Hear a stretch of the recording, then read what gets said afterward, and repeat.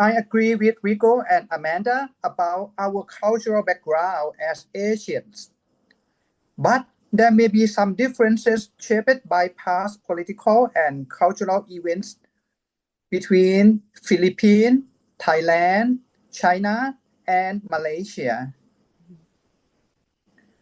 We can feel a bit unsure or even afraid of what might happen if we express our opinions or emotions.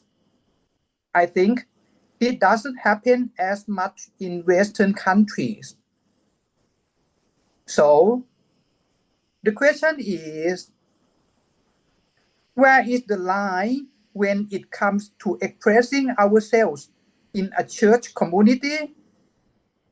We know we can be totally honest with God, but how open can we be with others without making them uncomfortable or causing them to stumble? This is my question.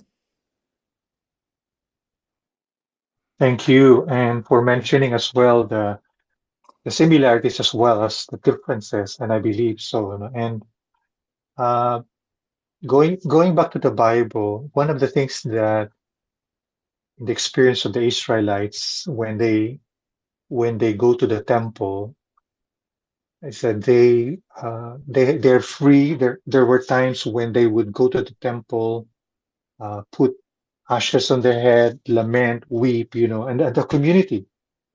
And the good thing about that is that there is a tradition already, and maybe for the Israelites, they are very expressive.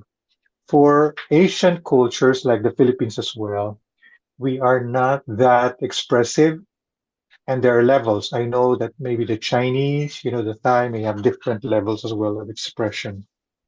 But but I think that as the people of God and as a community of the people of God, there should be an attempt to share. Even the apostle said, rejoice with those who rejoice, but mourn with those who mourn, grieve with those who grieve. There should be a space, for the community to be able to weep together. And one of the things that helped me as a pastor, so I pastored the church for 9 years, and one of the things that I I did to help somehow train the people to become more open in prayer is to introduce the lament. That the lament, they can cry to God and so on. And after 2 years of talking about lament in a Bible study, sometimes I preach it, I experienced an actual communal lament in our church after 2 years. So it takes a while.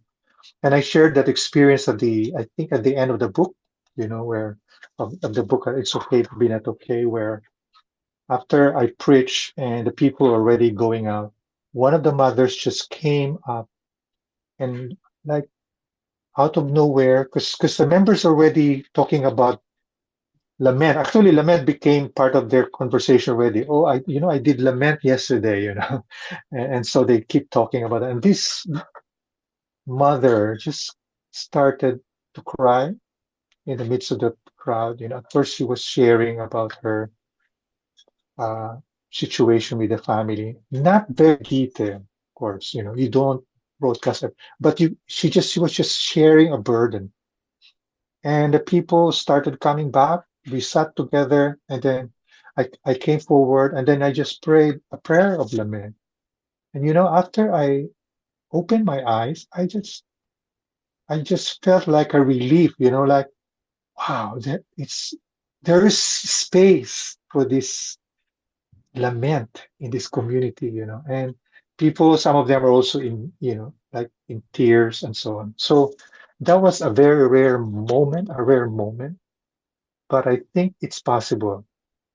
We were about maybe 100 people, but it will be a bit easier if you do that in small groups. So you begin with small groups, accountability groups, and then you share uh, your prayers and so on.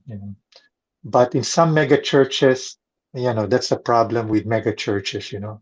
Everything should be, positive, uplifting. So even the testimonies, because it's not good promotion. Mm. And people, might no longer come to church. Maybe they say because it's a lamentful place. Yeah, Mm. that's okay. Yep. Very interesting.